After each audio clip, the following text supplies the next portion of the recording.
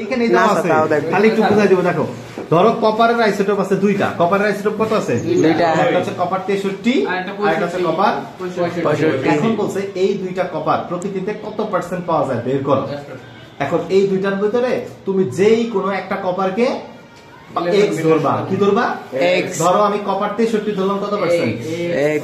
এখন পার্সেন্টেজ মানে কত হিসাব? 100 - তাহলে কপার 65 কত হবে? ওই 100 থেকে x বিয়োগ দিয়ে দিব।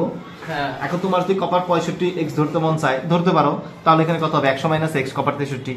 আচ্ছা, আর আমাদের বইয়ের এই পারমাণবিক গড় আপেক্ষিক পারমাণবিক ভর দেওয়া আছে, থাকবে। গড় আপেক্ষিক পারমাণবিক ভর দেওয়া থাকবে। তাহলে আমরা সূত্রটা লিখতে পারবো হচ্ছে কপারের গড় আপেক্ষিক পারমাণবিক ভর।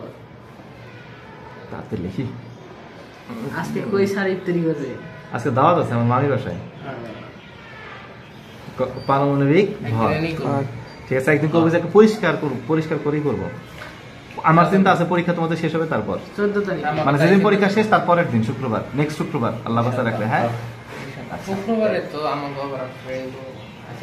আচ্ছা দেখো এখানে দেখো এই তাহলে কপারের গড় আপেক্ষিক পারমাণবিক ভর সূত্রটা এরকম লিখলাম, সমান সমান এটাই পাশে লিখবা।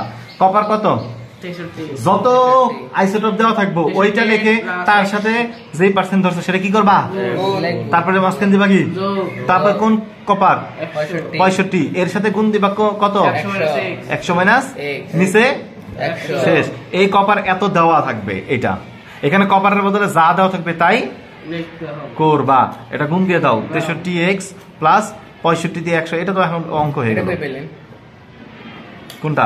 এটা এই যে দেওয়া আছে, এই যে কপারের গড় আপেক্ষিক পারমাণবিক ভর। কপারের গড় আপেক্ষিক পারমাণবিক ভরের সূত্রই হচ্ছে যেই দুইটা আইসোটোপ দেওয়া আছে সেই দুইটা আইসোটোপ লিখে প্রকৃতিতে কতটুকু পাওয়া যায় তার গুণ দিয়ে সমষ্টিকে 100 দ্বারা ভাগ। এখন ক্যালকুলেট করো, এটা নিচে কত? 100 সাথে গুণ দিলে কত হয়ে যায়? 00।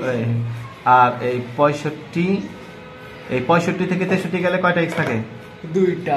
আচ্ছা, এই দুইটা x এই পাশে চলে আসলো। আর 65 থেকে এই 3 এত বিয়োগ, তাহলে x 2 ভাগ দিয়ে দিব। এটা ক্যালকুলেট করলে হচ্ছে 150। x এর মান কত?